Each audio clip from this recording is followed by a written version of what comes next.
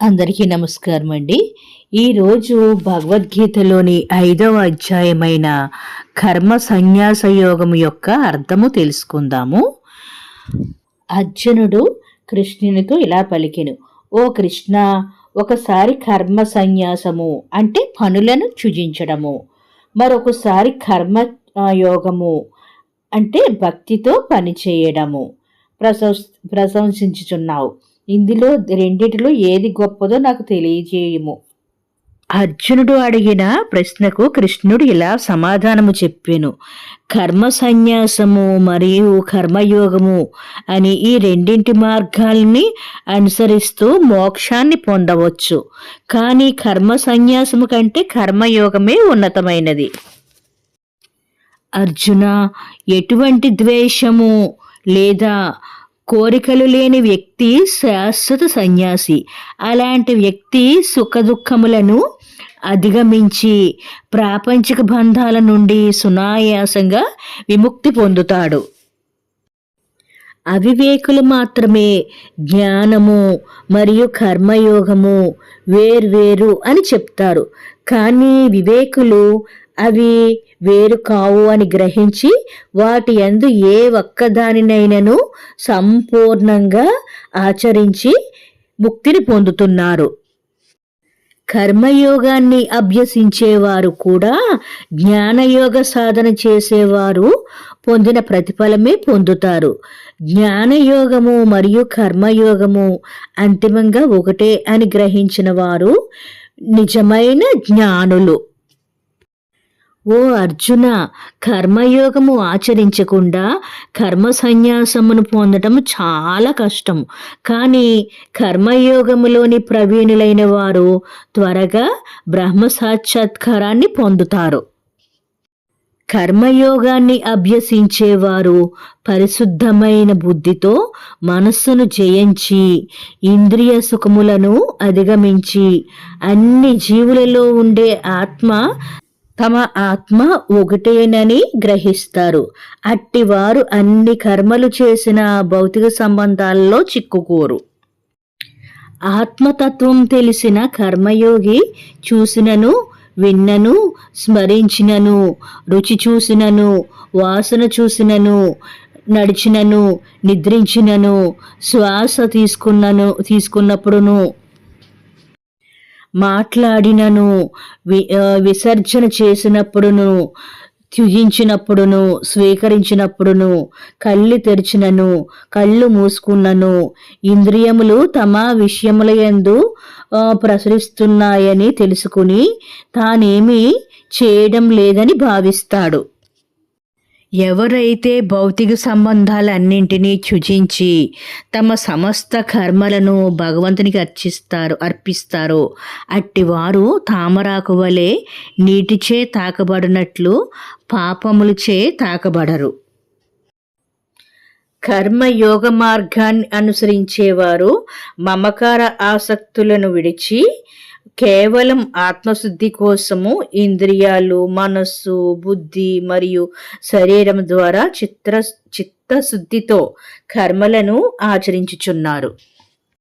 కర్మయోగులు అన్ని కర్మ ఫలములను భగవంతునికి అంకితము చేసి శాశ్వత శాంతిని పొందుతారు. అలా కాకుండా కోరికలు మరియు స్వలాభం కోరుకునేవారు భౌతిక ఫలితాలపై ఆసక్తితో కర్మబంధములలో చిక్కుకుంటారు.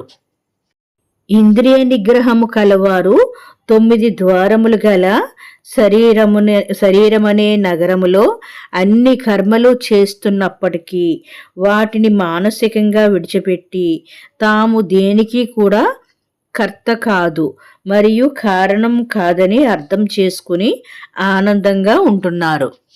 భగవంతుడు కర్మతత్వము అంటే చేసేది నేనే అన్న అహంకారము మరియు కర్మలను గాని కలిగించడు లేదా కర్మ ఫలితాలను కల్పించడు. భౌతిక ప్రపంచము యొక్క లక్షణాలు వీటిని కలిగించుచున్నాయి. జీవుల పాపములు లేదా పుణ్యకర్మలు ఏ విధంగానూ భగవంతుని భగవంతునిచే ప్రభావితము చేయబడవు. ప్రాణుల జ్ఞానము అజ్ఞానముతో కప్పవేయడం వలన భగవంతునికి పాపపుణ్యాలకి మధ్య బంధం ఉందనే భ్రమలో లోనవుతున్నారు. ఆత్మతత్వ జ్ఞానం వలన జీవుల యొక్క అజ్ఞానము తొలగిపోవును. అప్పుడు ఆ జ్ఞానముచే వారి ఆత్మ సూర్యుని వలె ప్రకాశించును.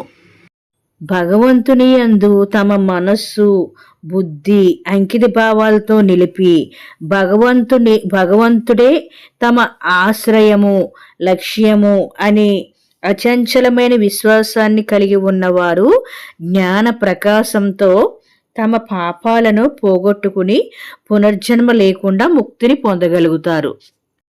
నిజమైన జ్ఞానం కలిగి ఆధ్యాత్మిక జ్ఞాన సంపన్నుడైన ఆత్మజ్ఞానులు బ్రాహ్మణుణ్ణి, ఆవుని, ఏనుగుని, కుక్కని మరియు చండాలుడిని సమానమైన దృష్టితో చూస్తారు. సంపూర్ణ మనసుతో అన్ని ప్రాణుల యందు సమభాగము కలిగిన వారు ఈ జన్మలోనే సంసార బంధాన్ని జయిస్తారు. అట్టి వారు భగవంతుని యొక్క దోషరహిత సద్గుణాలు మరియు సమదృష్టి కలిగి స్థితులై ఉంటారు. ఆత్మజ్ఞానము కలిగిన వారు భగవంతుని యందు స్థితులై నిశ్చలమైన బుద్ధితో భ్రమకు లోను కాకుండా ఉంటారు.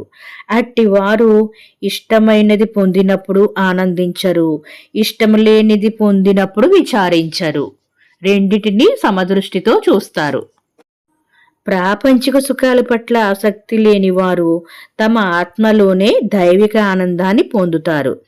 బ్రహ్మనిష్ట అభ్యాసము ద్వారా శాశ్వతమైన సుఖము అనుభవిస్తారు. భౌతిక సుఖాలలో మునిగి తేలడం వల్ల కలిగే ఆనందము ప్రాపంచిక విషయములపై దృష్టి సారించే వారికి ఆనందంగా అనిపించవచ్చు, కానీ వాస్తవానికి అది దుఃఖానికి దారితీస్తుంది. ప్రియమైన అర్జున, ఈ సుఖాలు తాత్కాలికమైనవి కనుక జ్ఞానులు వాటినే యందు ఆసక్తి చూపరు. భౌతిక శరీరము విడిచిపెట్టక ముందే అనగా జీవించి ఉండగానే వారి కోరికలను కోపమును జయించిన వారు నిజమైన ఆత్మానందమును పొందిన యోగులు. ఓ అర్జున, ఎవరైతే ఆత్మయందు సుఖముగా ఉండి ఆత్మయందు రమిస్తూ మరియు ఆత్మజ్ఞానము వలన ప్రకాశిస్తూ ఉంటారో అట్టి యోగులు బ్రహ్మ సాక్షాత్కారము అంటే భగవంతుని ద్వారా భౌతిక విషయముల నుండి విముక్తి పొందుతారు. ఎవరైతే తమ పాపాలను అధిగమించి తమ సందేహాలను తొలగించుకుని ఆత్మనిగ్రహాన్ని అలవర్చుకుని సర్వ ప్రాణుల శ్రేయస్సు కోసం కృషి చేస్తారో వారు ప్రాపంచిక బంధాల నుండి విముక్తి పొంది పరమాత్మ అనగా భగవంతుని సన్నిధిని చేరుకుంటారు. కామక్రోధముల నుండి వచ్చే ఉద్వేగాలను జయించి మనస్సును క్రమశిక్షణతో వశపరుచుకున్నటువంటి వారు సన్యాసులు అంతటా సంపూర్ణ ముక్తిని పొందుతారు. బాహ్య ఆనందాలను విడిచి దృష్టిని కనుబొమ్మల మధ్య కేంద్రీకరించి నాసికా రంధ్రాల ద్వారా ప్రాణవాయువును బయటకు వెళ్ళే శ్వాస మరియు అపాన వాయువును లోపలికి వెళ్ళే శ్వాస సమానంగా సంచరించినట్లు చేయవలెను.